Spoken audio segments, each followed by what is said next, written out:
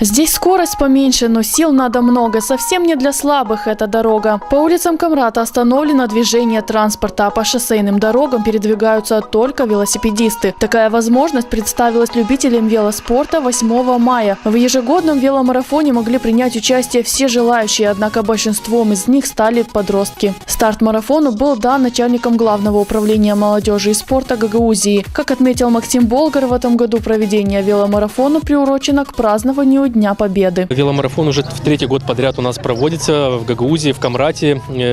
Он приурочен в этом году уже ко дню 9 мая. Завтра у нас День Победы. И мы с осени его решили перевести. Мы сегодня в октябре проводили, 1 числа октября. Мы решили проводить его уже в мае, 8 мая. И будем стараться его проводить каждый год 8 мая. Велоспорт – это и экономия, и экология. С этим охотно соглашаются велолюбители и считают, что спорт – залог здоровья. В велогонке участвую только первый год. А почему решил участвовать? Я решил участвовать, чтобы стать здоровым. Мне нравится очень кататься на велике.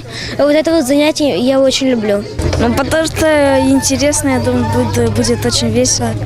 Кататься на велике у бабушки Леги. Мы изначально принимаем участие. Это уже 3-й наш велопробег. Уже дети растут. На следующий год думаем, планируем, что старший сам поедет. Интересно принимать в оздоровительных мероприятиях, которые организует наше руководство. Всегда за. Катались бы и катались каждый день, только места для этого мало, утверждают участники веломарафона. Все опрошенные просят установить в городе велодорожки, чтобы езда стала безопаснее. Вы занимаетесь этим уже 5 лет, именно на великах постоянно катаюсь. И я считаю, что это продвижение к здоровому образу жизни. Удобно ли у нас в городе заниматься таким видом спорта? Нет, неудобно. Желание, может, чтобы сделали велодорожку? Да, есть такое желание, чтобы сделали велодорожки. Я бы очень хотел, чтобы проводились чаще велогонки. Потому что люди будут более спортивны и более здоровые.